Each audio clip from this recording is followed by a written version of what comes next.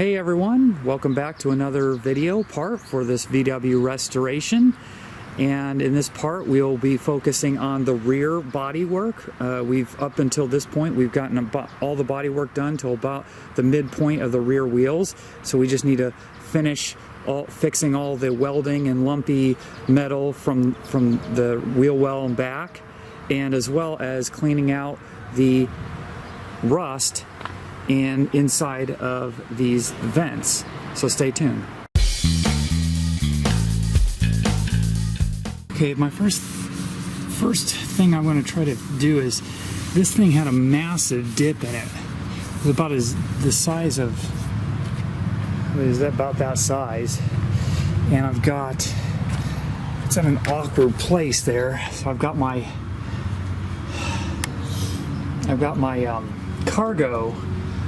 my little cargo arm thing here just pressed up against the other side and pushed in there. I've got a plate of aluminum and a heat blanket in there to kind of help it, give it a little more protection of that plastic end from the heat, but also that blanket kind of folded up helps me give it a little bit of shape.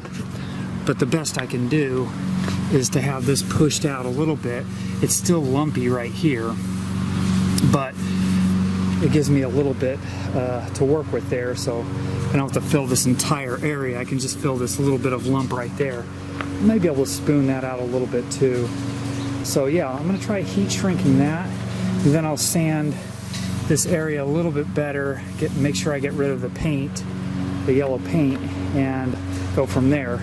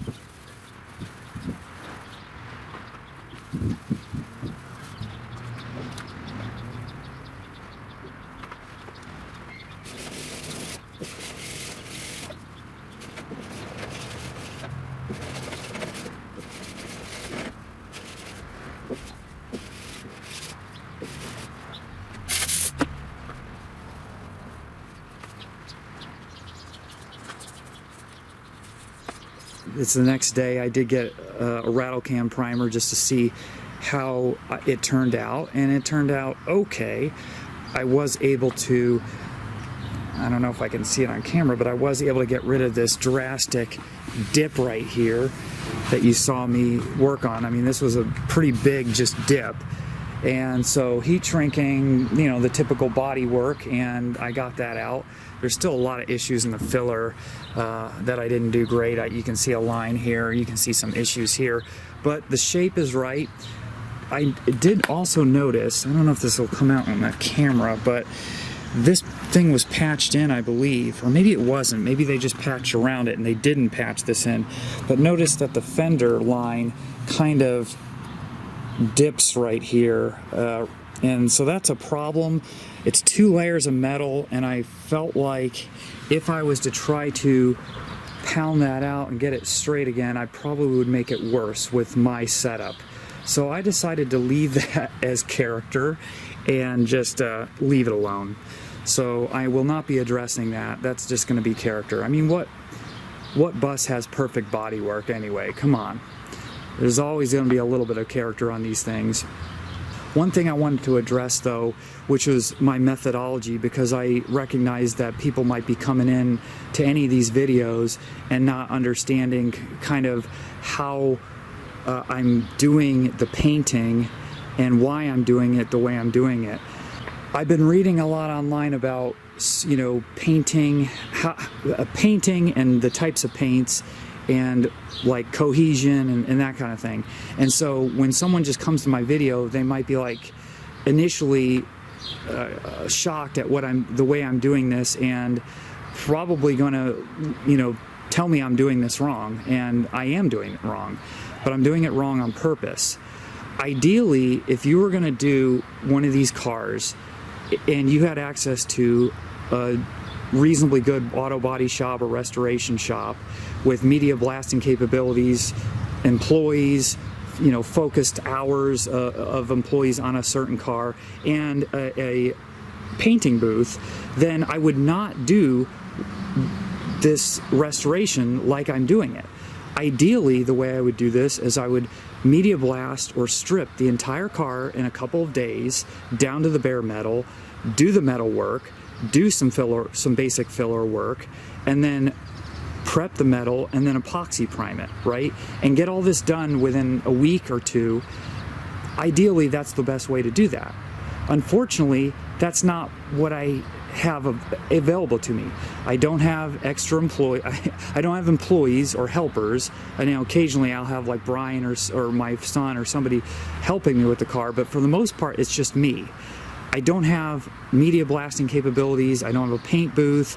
All I have access to is a crappy little garage and myself, for the most part, working on the weekends on this. So therefore, my methodology is entirely different than what would be best practice in the bodywork world.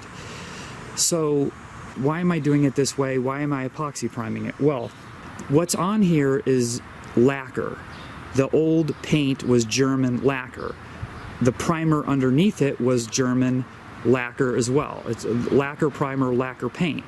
And what I've been reading is that urethane paints and other paints should not be applied over lacquer, which is why if you watch a lot of other guys, other auto body people, YouTubers, that do these bugs and buses and old German cars, they insist on stripping it down to the bare metal before applying the epoxy primer. And that is correct. So what I'm doing is incorrect. But why am I doing it incorrect? Well, it's because I'm only working on the weekends. And so it might be, before I get one piece done, it might be weeks, if not months, if not a year, between the time I work something and grind it down to metal or fix metal or whatever, and when I can actually epoxy prime it and seal it up and get it ready for a regular paint to go on top of that. So the methodology here is that I work and I do a cheap rattle cam priming, which is it's not proper, right? Ultimately, this cheap rattle cam primer is just to show me whether or not I've gotten the body work done. and it's to protect the piece for the weeks or months or even a year between when I do the work and then when I actually get to the priming, the epoxy primer. So it is just a transient layer. This urethane primer, or this the rattle cam primer, these cheap primers I'm putting on, they will be stripped before I epoxy prime it. So I won't be going over this primer with the epoxy primer, because it is not, the epoxy primer should adhere pretty well to the lacquer. It shouldn't lift off of that as long as I prime it properly. But I also plan on doing another stripping to where I will have, I still might have some of the old German lacquer underneath it, but the epoxy primer should, if the surface is prepped right, should be a good, should have good adhesion, and then from there the paint that I'm going to use will adhere to the epoxy primer just fine. So the methodology I'm doing is only because I'm only able to do things in small increments over a long period of time, and I need to protect the metal and I need to verify my body work. So I'm wasting about $50 worth of rattle cam primer and probably an extra can of paint prep solvent by doing it this way, but it's because I have to. It's because this is going to take a year for me to do on my own. So anyway, if anybody's commenting out on, oh my gosh, you're spraying just rattle cam primer over the old lacquer and then you're just going to go over that with epoxy primer, that's going to lift, that's not going to work. You're right, but that's not how I'm going to do it. I'm going to bristle brush all this primer back off and then epoxy prime over that surface, and that should be a good, that should provide the cohesion that I need for then the paint job that goes over the epoxy primer to work just fine. I did some work on this at one point. This is why you can't see the seam, but it is horrible. It needs to be redone, so I will be sanding this down and redoing the filler on this. But I figured I'd tackle the harder stuff on this side like I did on the other side right here. Like the other side, there is a pronounced dip in right here. So this all needs to be heat shrunk out, otherwise I'm going to be applying just a gallon of filler on this. So I'm going to go ahead and try to, let me see if I can film. Yeah, you might not be able to see it, but it is, I guess you just have to feel it. There's just lumpiness and a pronounced dip right here. Well, this is the nastiest area of the bus, and for one reason, because of the amount of welding that's been done in this small amount of area. In one of my videos on my EV playlist, I welded in this aftermarket fuel door into the bus, and so I can probably confidently blame myself the fact that this is lumpy and low here and just around the door. So I'll blame myself for that. The previous owner that I bought it from had done this partial, rear wheel arch replacement here, and it's pretty lumpy right here. This is super high, that's low, that's low. And I thought like on the other side, I could just use my cargo bar to kind of press out those areas, but unfortunately, I've got it set up, but unfortunately almost every area is not accessible. The areas that I really need to push out, that's not going to help me at all. So what do you do when you can't get behind your material to push it out so you can heat shrink it? Well, I'm gonna have to get this thing back out. I'm not happy about that. But instead of doing dent repair, I'm gonna weld up some studs, probably just a couple studs like in the middle, and I don't think it won't probably do anything to slide hammer that stuff out because of how large the area is. Slide hammer works really well on small dents to pull them out, the metal out. But on large areas like this, I'll just pull it and it'll pop back in. You've seen that before in some of my videos where I'm doing heat shrinking. So, but the studs are just going to be there so that I could use the thing to pull, so I could pull it out. And probably what I'll do is put the studs in and then grab the stud, maybe with the slide hammer or maybe with another tool like just some pliers, and then hold it out as I heat shrink it so that it stays out. So I'm basically just using the studs to hold from the outside. Pain in the butt. I'll probably end up having to weld up those stud welder holes, but that's where I'm at, so I'm gonna get started.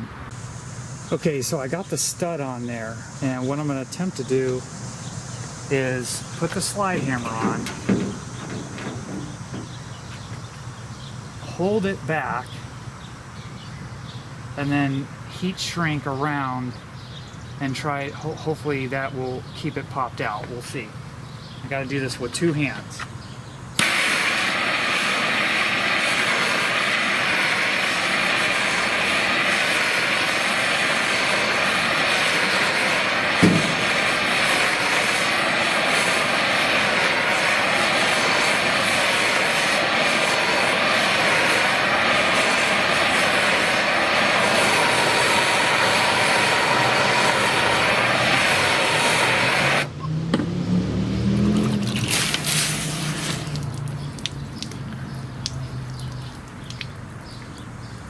It's going to take a couple rounds.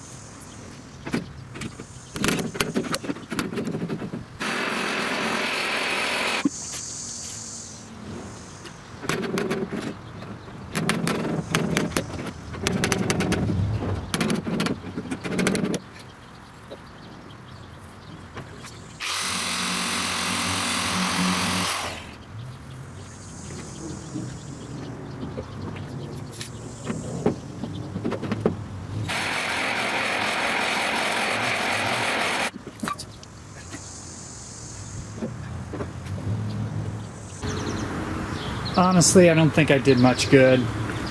Maybe a little bit, but it's just there's too much competing lumpiness and warping that when you heat shrink one side, it pops the other side, and vice versa.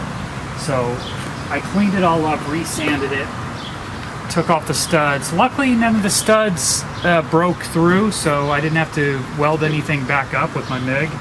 So just gonna have to do a lot of filler work and some sanding and see if I can make it look a little bit prettier.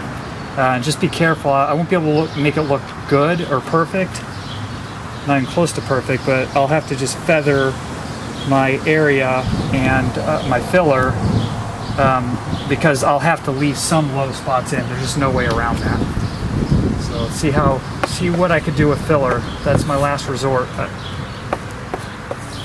Heat shrinking is not a miracle. It doesn't always work, so in this case it did.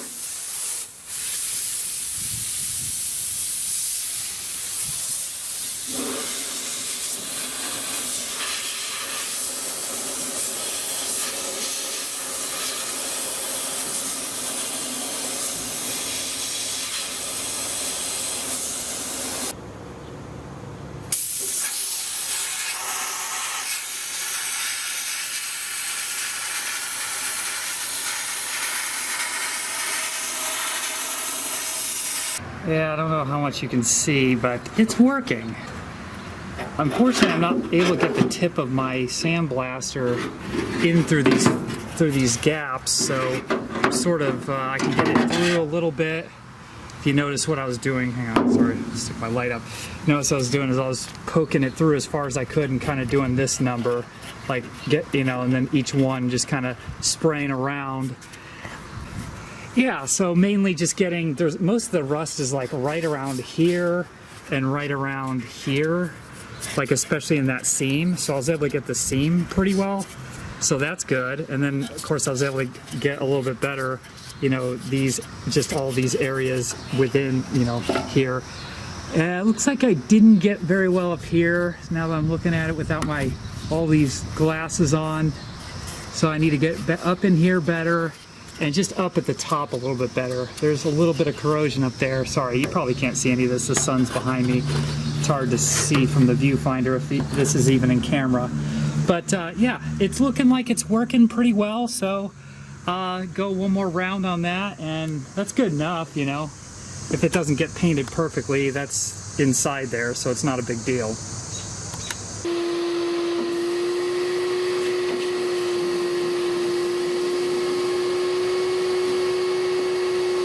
This weekend's been quite a challenge for working on the bus.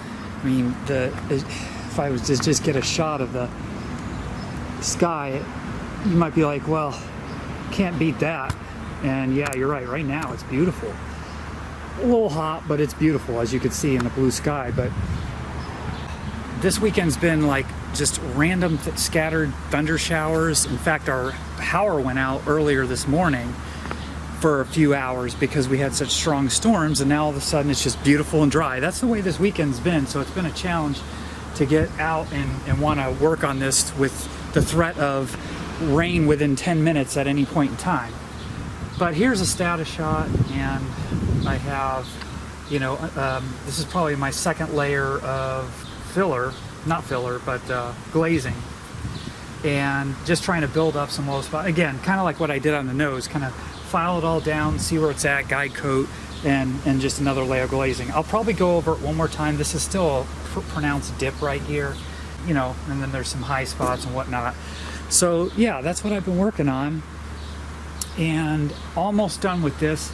Again, what I've been, what you've seen me do up till now has been like, well, I guess what I would regard as a 7 out of 10 in terms of, getting it nice and straight. I will be happy with a 5 out of 10 on this back panel. I'm so over it. Yeah, I'm not expecting miracles here. This has just been a challenge. I decided while I'm waiting for this to cure and I'm about to sand this, might as well put my first coat of filler on this seam, and then I'll work the other side.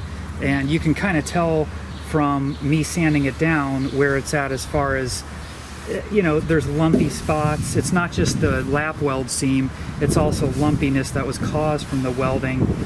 This one's not as bad actually as the other one. It's just this spot that got hammered in, and a little bit right here. I'm not sure exactly what the best thing to do on curved surfaces. I haven't really done much. It's mostly been flat. So this will be a little bit new for me. I imagine I'll just do the same stuff, just DA it and mostly longboard it down like this, and just try to get it as good as I can. So we'll see. All right, just a quick update here. I kind of have to be judicious with my time because it is just so hot out here. I'm just sweating. It's just difficult to work when it's this hot, and of course my garage is too skinny to really work on this stuff, so I really need to just be out here in the sun, and unfortunately doing it. I just got done sanding this down, doing the first sand down of the filler, and then glazing over it because I already had many mistakes in the filler. It kind of pulled on me over here, and I just kind of wiped some glazing to fix that. So I'll feather this out, sand it down, and then I had some extra glazing, so I went ahead and hit some of those low spots on there, sand that down. So the next time you see this corner, it will be sanded and primed. Not perfect, it'll be a 5 out of 10, but good, good enough. Hopefully have everything feathered well enough to where I can, epoxy prime over that and then deal with any further issues over the epoxy prime. Then I came to the back section, I still got to do this. I'll probably show you the end result of this, but I'm just going to sand it down, refill it. I just did the filler on this last year, and I was really new at doing filler work, and I did a bad job. So that's just redoing that little section. So I won't do that on camera. And then the back here. So one thing I wanted to just kind of bring up is, if you watched my part 1, where when we first got this home 2 years ago, a little over 2 years ago now, and you can see that in the part 1 video, we kind of did a full evaluation of the car. And this car was a project from a father and son. The father unfortunately passed away, and the son sold it to me. He's probably 10 years younger than me. He's in his 30s, younger guy. And, you know, obviously they started with the back of the car. So what was done before I got it was simply the rear corners were completely replaced. I'm sure you could tell by now, by seeing that seam, that that's a completely new panel that they bought. Same with the other side. They patched in some small sections in the rear here. It looks like they also replaced the battery trays. I can't imagine those being original if the corners were that rusted out. And you can see they did some work on this issue. They also redid the rear valence. I don't know if this is even correct. I don't think you're supposed to have this little piece on here. This should have either been bent around or cut off. I'm not sure this should have been on there, but I don't think it hurts once the bumper goes on just to have that there. You can see that when they patched in the corner, first of all, I'm not even going to criticize their work, because honestly, I think they did a pretty darn good job of lining things up. Yeah, maybe their welds were a little lumpy and it caused me a little extra work, but I have to say they did fine. I'm happy that they did it, not me. But you can see that there's a big gap here where, you know, they welded to close it in. They probably should have replaced this with a new piece, but you know what I mean? It's there. There are some rust issues here where it might not hold the seal as well, but I think it's good enough. So what I'm going to do is I'm going to grab my seam sealer and just fill in those big gaps there that, you know, that were caused. And I mean, again, I couldn't have done any better. So there's gaps there. There's also where they bridged it in here at the top. There's a little bit of gaps there. I think they replaced this valence piece. Maybe they didn't. This looks maybe original, but maybe this is the new piece. But nevertheless, there's gaps where they, you know, didn't quite do it perfectly. No big deal. I'll seam seal all that. So I'm going to go ahead and do that. Wait for this to dry, do the final sanding, spot prep it. Don't expect miracles. I'm not, but hopefully it looks a little reasonable. But yeah, I'll bring you in and then we'll finalize the video. Well, here's the reveal. It was a squeaker, folks. It is getting into, you know, dawn or close to evening on a Sunday, but the weather held out and I got it done. So here it is. This turn after priming it. First of all, I'm using this cheap auto primer. That spray can is terrible. It tiger stripes wickedly bad. So I don't know. It's kind of sucks, but let me just. If you wipe your hand over it, it feels really good. I think the shape of this looks good. All this patch and welds. I'm happy with that. That's better than I thought it was going to be. I mean, this was terrible. Let me see if I can get the profile. I mean, it is within reason now. So no more lumpy. And then this corner, you see, this is really good. I don't see any issues here. I think this is pretty much ready to go, beside it being just tiger stripe from that cheap primer. Well, it's all coming off anyway. Who cares? And did a little bit of filler on some dents that were in the top of the valence there. And then on this side, yeah, I got it looking a lot better. If I run my hand over it, there's no more major lumps. In the light, there's a little bit of a feathering issue right here, but that's no big deal. I'll do a final sanding on that. So that's it.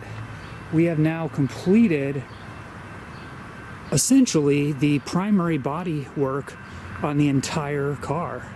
Pretty happy about that. During this week, I'm going to spend some time sanding all that, so I didn't finish the sanding, so just the body work's done. I got some more paint prep to do, as well as obviously I've got to set up and a time window for the priming where I can have 4 straight days to work on this. That's conditioning all this, the rattle cam primer off, and any issues in the lacquer underneath I need to keep stripping down. I'll show you the products I'm going to use for that, but I feel like it's going to take an entire day just to do the outer body, just stripping it all back down. It won't be as hard as stripping the paint off because most of it is gone from all the body work, but it's still going to take some time. Then I'm going to have to, you know, prep for paint, right? Masking windows, solvent prep, you know, sand, you know, a last minute sanding, maybe at 180 or something, or 220. So there'll be prep work, and then of course the epoxy primer. I'm going to try to schedule 3 days for that and get a vacation in there. Sorry for the train noise. And then, but before I do that, there's probably going to be a few videos just to warn you that the epoxy priming is not going to be probably in the next couple of weeks. It's probably going to be more toward the end of August. But near term, what I'm going to try to get done also is some of the other little things that I talked about before. The Raptor truck bed coating on the inside floors. That may be the next video, I'm not quite sure, but what I'll probably do is just put it out in the field here and do the Raptor bed lining inside the car. It's probably going to be dirty. I'd like to get that just over with before I epoxy prime it. And then I could just cover it with a tarp. Before I do the paint prep though, I've got to prep my paint booth. And my paint booth is right here. It's just my garage. There'll be another video just on what I have to do to prep this garage to make it into a paint booth. And part of that is, you know, removing like virtually all these tools, putting them into storage, and all this crap and putting it into storage, among many other things. So that will be a video, I'll probably do a video just on that, talking about how I make my garage into a paint booth. So stay tuned, it's going to be a lot of exciting stuff coming up. Thanks for watching.